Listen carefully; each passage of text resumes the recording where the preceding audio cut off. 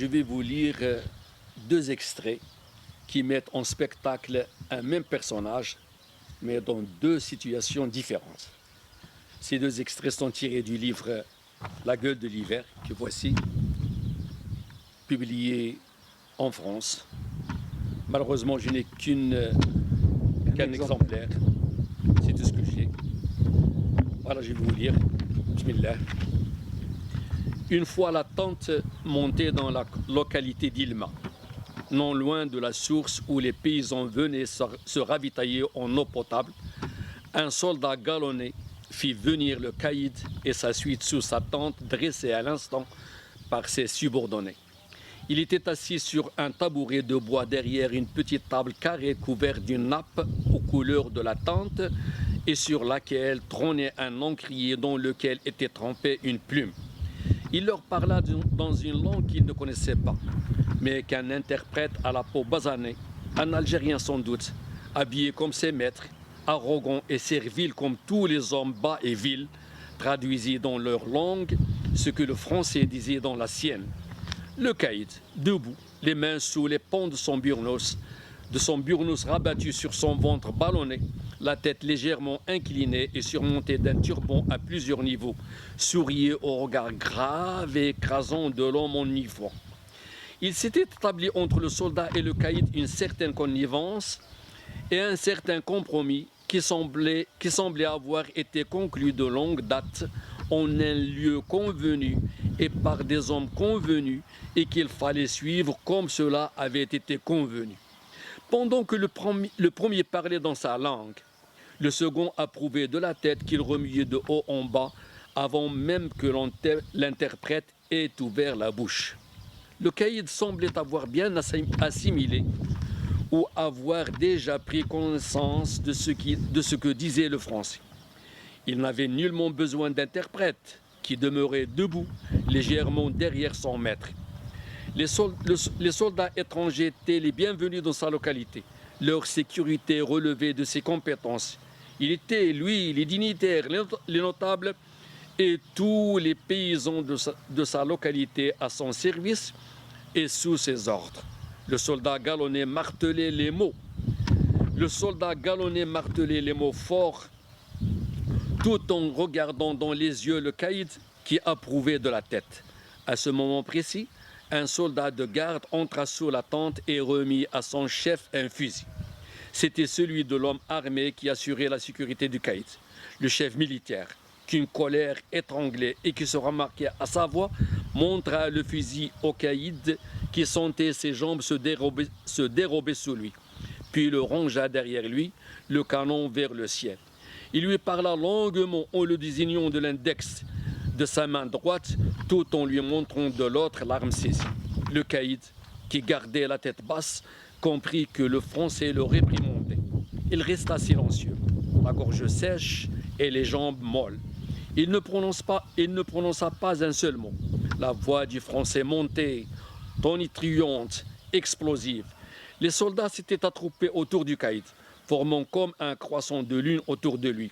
Il sortit alors ses deux mains enfuient sur le pont de son burnous et les laissa choir le long du corps, tremblante, moite, molle, morte. Il crut un instant qu'il allait être empoigné comme un vulgaire brigand, ligoté et fusillé sur la place publique. Il avait l'habitude de ces choses-là, pour les avoir lui-même pratiquées sur des sujets qui s'étaient montrés moins coopératifs. Ses jambes ne le supportaient plus. Il manqua de tomber sans connaissance, raide, mort. Le français le toisa un moment de la tête aux pieds, puis d'un geste de la main demanda à ses soldats de s'en éloigner. La vie revint à ce corps qui fut sur le point de s'écrouler tout d'une pièce. Après cette séance qui avait permis au chef militaire français de mettre les choses au clair avec le chef autochtone, par le moyen d'une langue que celui-ci ne comprenait pas, mais dont il avait saisi le contenu et la portée, le soldat se leva, suivi de ses gardes, du caïd et des quelques dignitaires qui l'accompagnaient. Les soldats se mirent alors en rang, face à la tente. Au signal de leur chef, les tambours se mirent à battre et les trompettes à résonner dans le ciel habituellement paisible et serein de cette petite commune de cette petite commune confinée au bas des hautes montagnes qui l'entouraient. Les soldats se campèrent, bien droits, bien raides, les pieds joints, les mains le long du corps, le regard figé sur le drapeau aux 3 couleurs qu'un autre soldat hissait lentement sur l'un des mâts de la tente, transformé en porte-drapeau. Le caïd, le ventre en avant, la tête relevée, les mains derrière le dos, regardait monter et flotter le drapeau français sur la petite localité d'Ilma, sur laquelle il avait jusqu'à droit de vie et de mort. Les paysans, dans leur simplicité, suivaient des yeux ce cérémonial avec beaucoup de curiosité. Ils n'ont jamais vu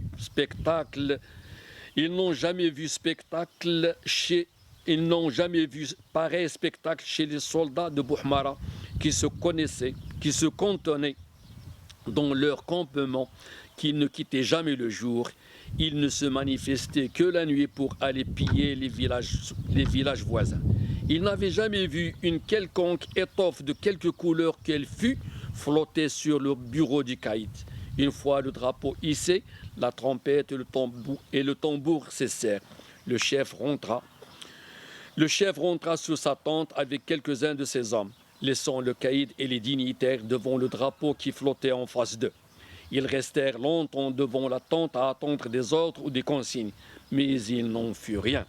Le caïd fit quelques pas vers la tente, mais au moment où il se baissait pour y entrer, l'un des gardes l'en empêcha avec la crosse de son fusil. Suivi par l'ensemble des dignitaires qui constituaient sa suite, il se résolut à quitter le lieu, frustré, frappé au cœur d'être traité comme un vassal, certain que désormais les choses ne seraient jamais plus comme avant.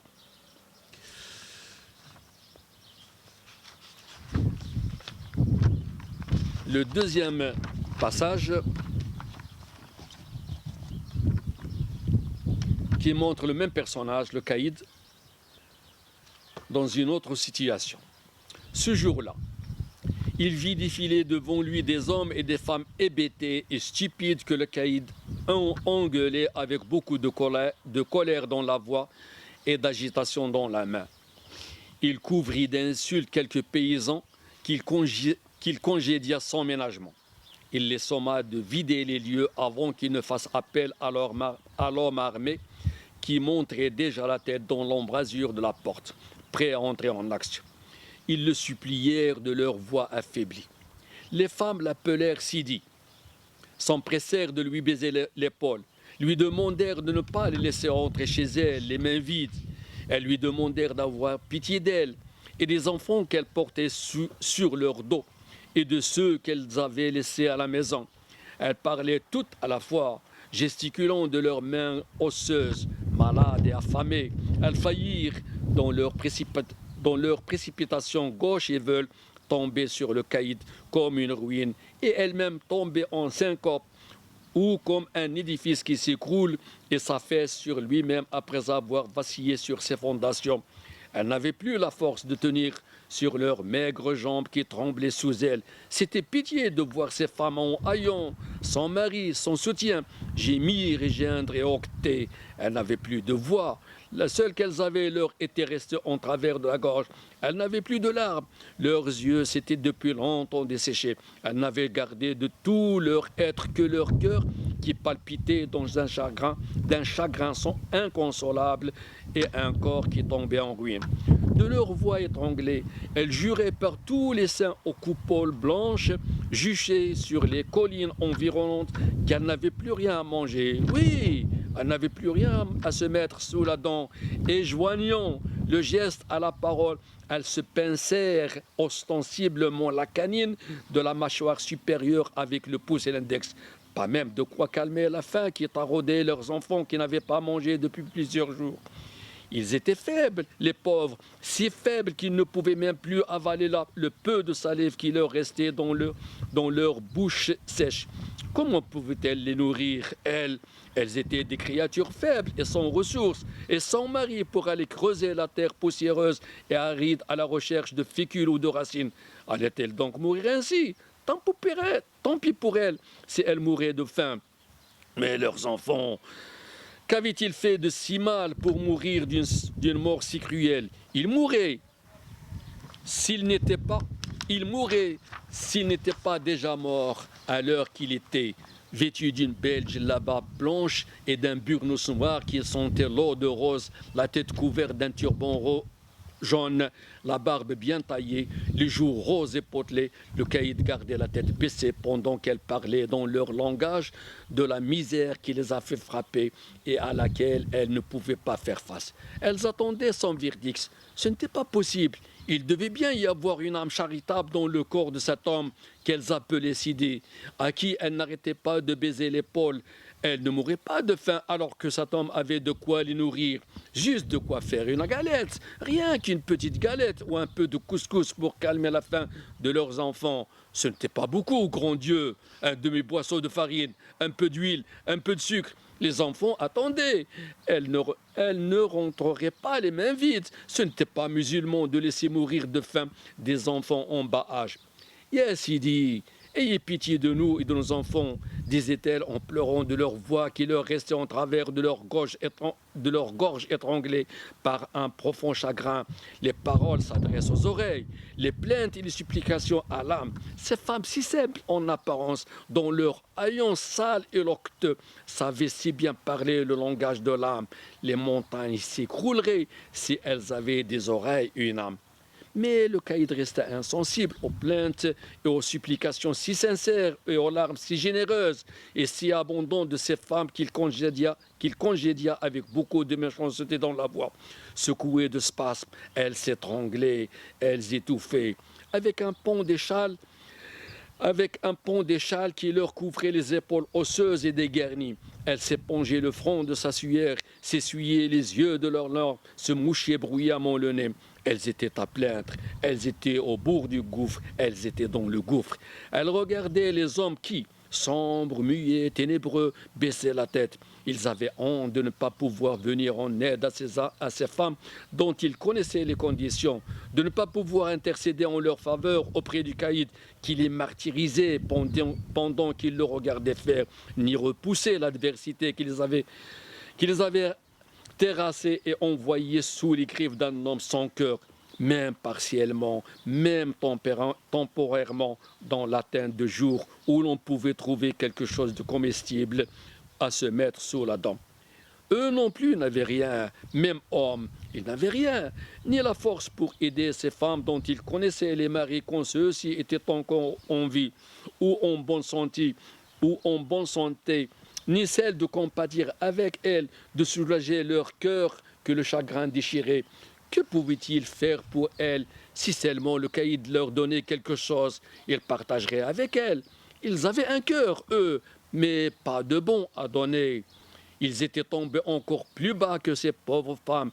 Ils se contentèrent de baisser la tête, qu'ils sentaient qu'elle allait exploser de l'intérieur. Quelques-uns avaient les yeux mouillés, d'autres reniflaient, d'autres retenaient leur colère ou grommelaient entre leurs dents. Une atmosphère lourde s'était établie sur ces paysans venus se faire couvrir de honte pour un misérable bon.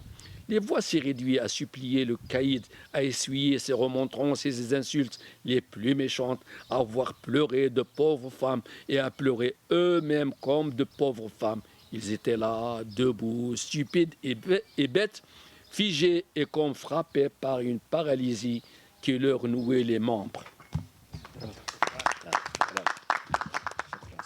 Ben voilà, donc je vais essayer de vous présenter ce roman, ce premier roman de mon ami Zaïd. Je suis très content, comme M. Saïd me l'a dit, j'ai été très content de te lire, franchement, parce que ça fait longtemps qu'on ne s'est pas vu et je ne savais pas que tu étais aussi épris par ça. Ça fait plaisir. Je connais Zaïd, il est compétent en la matière, il a déjà des écrits concernant des écrits pédagogiques plutôt, et ça concerne bien sûr le programme, surtout des élèves de baccalauréat. Ça je le sais depuis longtemps, mais avec ce premier roman, ça m'a fait plaisir de le lire. Donc pour le présenter, je vais essayer d'emprunter un peu de certains mots à Genette concernant la narratologie. Parlons d'abord de l'histoire, ensuite on parlera un peu du récit, comment est-ce que ce récit fonctionne, et bien sûr parler aussi de narration. Concernant l'histoire, si on veut le récit matrice, si on peut l'appeler récit matrice, se fait à partir du moment où Abd el-Karim, avec sa femme Hakima, reviennent à Ilma. Ilma, ici, c'est le nom de...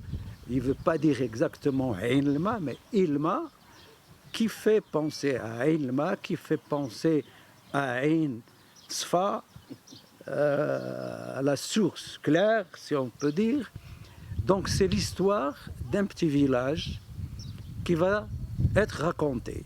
Donc Abd el-Karim, il revient, d'après ce qu'on comprend, il revient de l'étranger avec sa femme, dans son lieu natal, après 50 ans. Alors là, on décompose le temps, bien sûr, et le temps va se faire avec va être désigné par des indications rapides. Alors quand il revient, il va trouver bien sûr tout détruit, parce que son père avait quitté depuis 50 ans ce lieu. Et bien sûr, à partir de là, on va avoir ce qu'on appelle, ce qu'appelle Genette, des analepses ou des flashbacks, des retours, parce que les lieux font penser à Abd el-Karim et il va se remémorer un peu son histoire. Parce que lui, il était encore enfant et avant de quitter le lieu. Il va penser bien sûr à revenir habiter à Ilma. Et à la fin, il va effectivement bâtir une maison et s'installer définitivement à Ilma. Ceci est la matrice, si on peut dire, de l'histoire. Donc le retour d'Abd el-Karim qui va s'installer. Mais entre le retour et la construction de la maison, eh bien, on va avoir plusieurs événements et d'autres récits qui vont s'imbriquer dans ce récit matrice. Alors comment est-ce que ces récits sont chassés? Donc il y a l'idée du partage des lopins de terre, parce qu'il y avait des lopins de terre, et l'arrière-grand-père avait donc 3 héritiers, à savoir le père de Abd el-Karim, Abdullah, et ses 2 oncles, Yahya et Boubkir. Il va y avoir bien sûr des différends entre les 3, des petits problèmes, ce problème qui va être vite résolu grâce à Abdullah, qui était un certain un dignitaire, qui était tout près du caïd, donc il avait les moyens de se faire entendre par ses 2 frères et en même temps de se faire respecter aussi par ses frères, parce qu'il va trouver la solution et ils vont se partager ces lopins de terre sans grand problème. La gestion de Ilma, elle est gérée par un caïd. Le caïd, vous avez entendu ici donc un récit de ce caïd, c'est lui qui s'occupait donc du village. En même temps, on va trouver la présence de Bouhmara, l'histoire de Bouhmara, parce que Bouhmara est passé par là, à Enzerhoun. Et là, on va avoir un autre récit qui va nous parler un peu comment est-ce que les gens de Bouhmara se comportaient sauvagement contre les habitants de Ilma. Donc toute la sauvagerie qu'on peut imaginer, des rapts, des vols, etc. Après le départ de Bouhmara, il va y avoir un certain désintérêt de la population vis-à-vis de ce caïd qui n'a rien fait contre Bouhmara.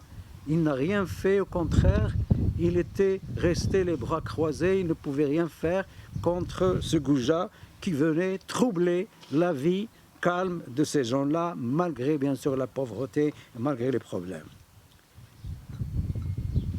Et ceci, c'est Zaïd, il l'a fait, nous l'a fait ressentir par les chants et par la culture populaire, surtout par les chants d'une vieille devant son métier à tisser, la vieille qui chantait les malheurs devant le métier à tisser, ou bien une autre vieille qui chantait ses malheurs devant le moulin. Elle était en train de travailler. Et aussi à travers deux personnages. C'est l'histoire de Takfa la Louchon, une femme connue par ses aventures, ainsi que de Hadda l'homme. Donc ce sont des personnages types qui vont nous faire sentir un peu la vie de ces gens-là. Après le départ de Bouhmara, il y a eu un changement radical. Il y a eu une grande... D'abord, il n'y a plus de confiance vis-à-vis de l'administration représentée par l'Uqaïd, et en même temps par la misère qu'ils ont vécue, parce qu'ils ont vécu plusieurs problèmes touchant à la fois leur honneur et bien sûr leur propriété. Juste après, un autre problème, comme on dit, jamais un problème sans l'autre. Juste après, on va avoir l'arrivée des Français après cette guerre qu'on a menée contre les Marocains à Isli. Donc ici, c'est l'histoire de la rentrée des Français par Wadi Isli et qui vont justement atteindre Ilma. Et c'est là où va commencer la colonisation française. Et bien sûr, les problèmes qui vont aussi arriver avec ces Français, c'est que le blé va être exporté vers la France et les gens vont souffrir à cause de ça. Et surtout Abdallah. Abdallah, le personnage, c'était le frère qui était un dignitaire en ce temps-là. Il était riche, quoi. Il avait beaucoup de blé, mais on lui a volé son blé et on l'a emprisonné pour lui voler bien sûr ce blé, et on l'a accusé d'avoir un fusil, si je me souviens bien. Donc c'était interdit d'avoir un fusil, et il a été emprisonné, pris par les Français. Et là, ça commence la misère totale de Abdallah. Tandis que les autres, Yahya et Boubkir, l'auteur n'en parle pas, mais juste il fait signe qu'ils avaient beaucoup de problèmes. Il n'a pas beaucoup parlé d'eux, mais il a focalisé son histoire sur Abdallah. C'est le grand-père, certainement, qu'on va retrouver et qui va bien sûr revenir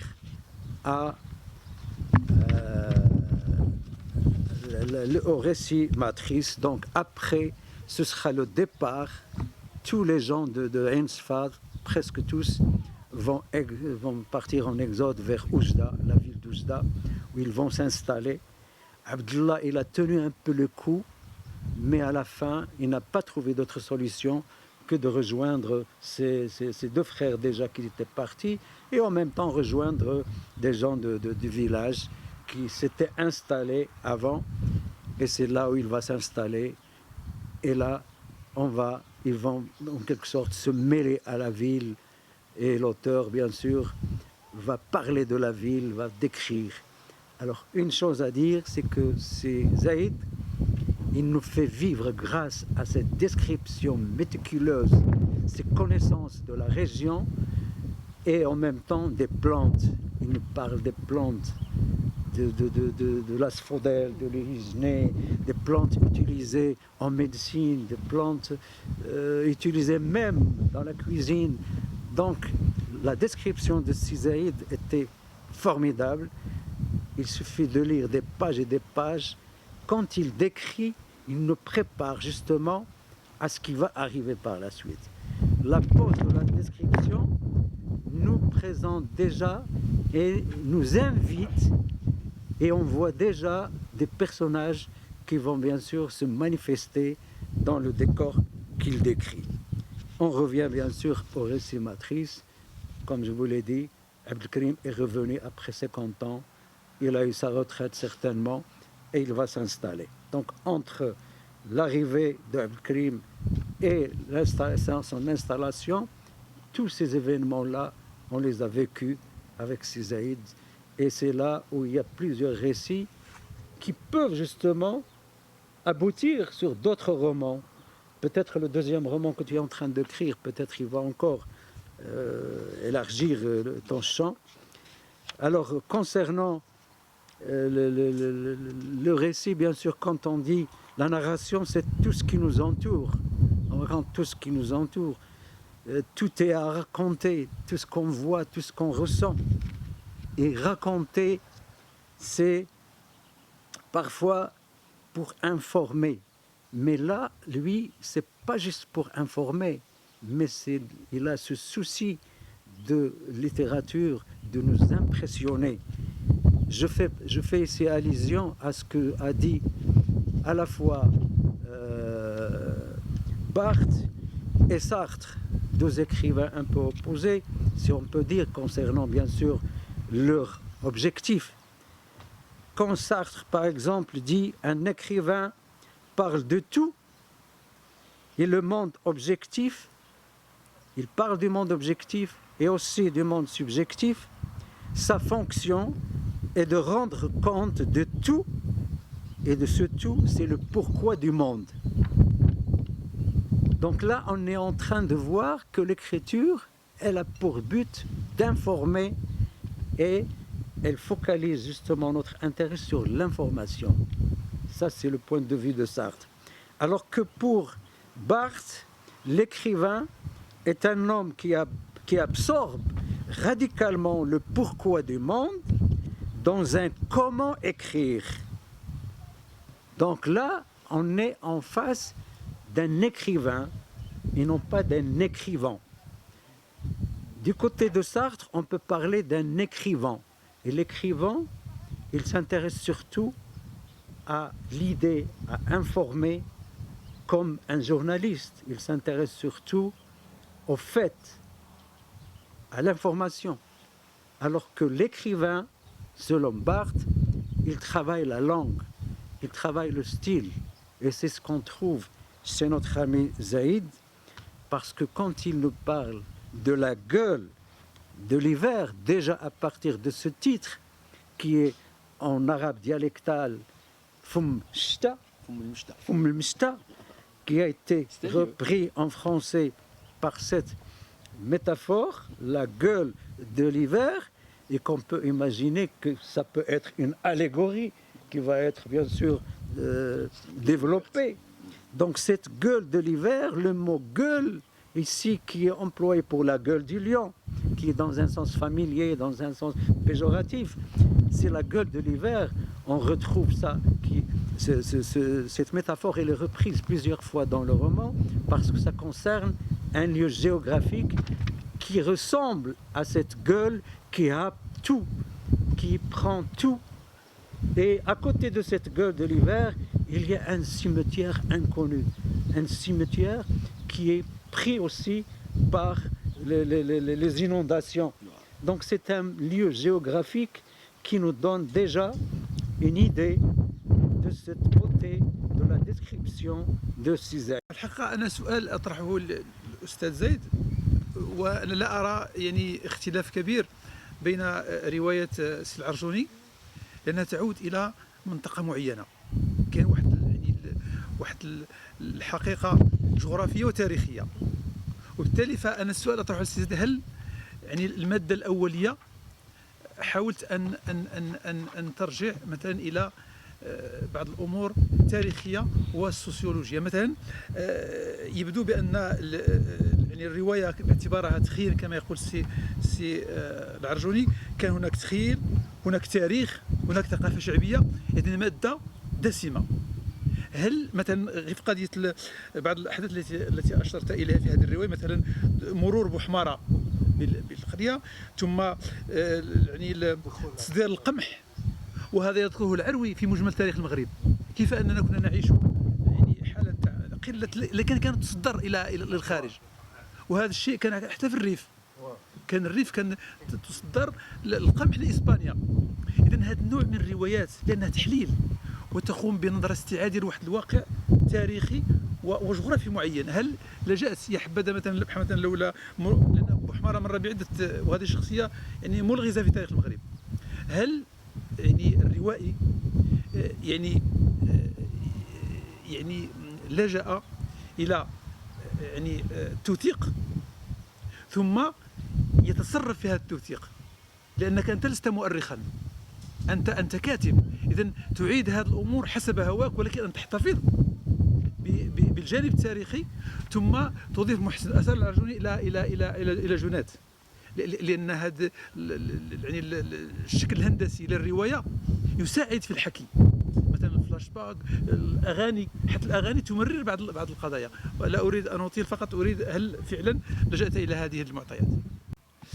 فالحقيقة كاين يعني الاستعمار وبوحمارة سوسون دي في ديسوار لا نقاش فيه، وإنما أنا تصرفت في يعني في الحدثين.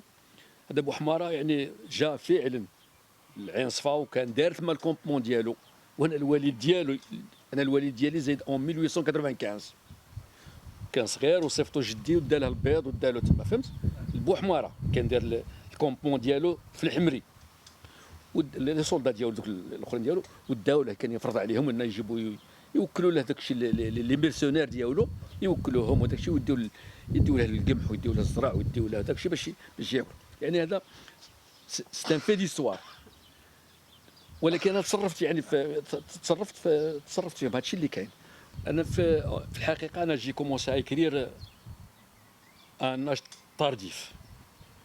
كنت قبل نكتب ندير لا كريتيك ليتيرير، لا كريتيك دي بيرسون، لا كريتيك دي انستيتيسيون، كنت نكتب في وجده سيتي من كنت اون اكتيفيتي. من بعد من ديت لانتريت جو مو سوي دي علاش ما هذا الشيء اللي قلتو اون ايباربيي اش ما نجمعوش، وجمعتو في هذا الكتيب هذا كو جي في بوبليي ا كونت دوتور لصحاب السنه الاولى البكالوريا فيه l'analyse des textes تاع الاخر.